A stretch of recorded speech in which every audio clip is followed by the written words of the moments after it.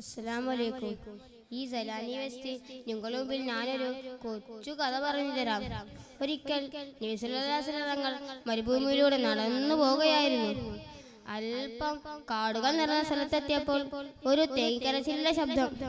തങ്ങൾ ചുറ്റും നോക്കി. അപ്പോ അതാ അവിടെ ഒരു മലമേടൻ കിടന്നുറങ്ങുന്നു. കൂടെ മാൻപേട നബി തങ്ങളെ കണ്ടതോടെ കരച്ചിലിന്റെ ശബ്ദം കൂട്ടാൻ തുടങ്ങി. കരഞ്ഞുകൊണ്ട് നബിയോട് പറഞ്ഞു, നബിയെ, ഞാൻ പ്രസവിച്ചിട്ട് 3 ദിവസങ്ങളായിട്ടുള്ളൂ. കുഞ്ഞുങ്ങൾക്ക് ഭക്ഷണം തേടി വന്നതാണ്. അങ്ങനെ സഹായിച്ചാലും.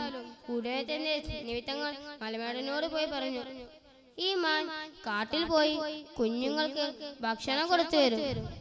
അത് കേട്ടതോടെ മലമേടൻ ചിരിച്ചുകൊണ്ട് ചോദിച്ചു, ഈ മാൻ തിരിച്ചു വരുമല്ലോ, നിങ്ങൾ എന്തൊരു വിഡിത്തമാണ് പറയുന്നത്. മലമേടൻ ഒന്നും കൂടി ആലോചിച്ചു.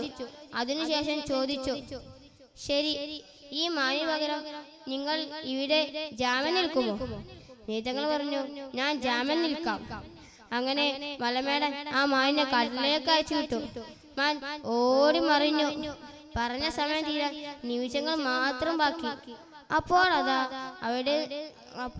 മലമേടനെ അമ്പരത്തിക്കൊണ്ട് ആ മാൻപേട എത്തിക്കഴിഞ്ഞു. മലമേടൻ അമ്പരന്ന് പോയി. മലമേടൻ ചോദിച്ചു, നിങ്ങൾ ആരാ?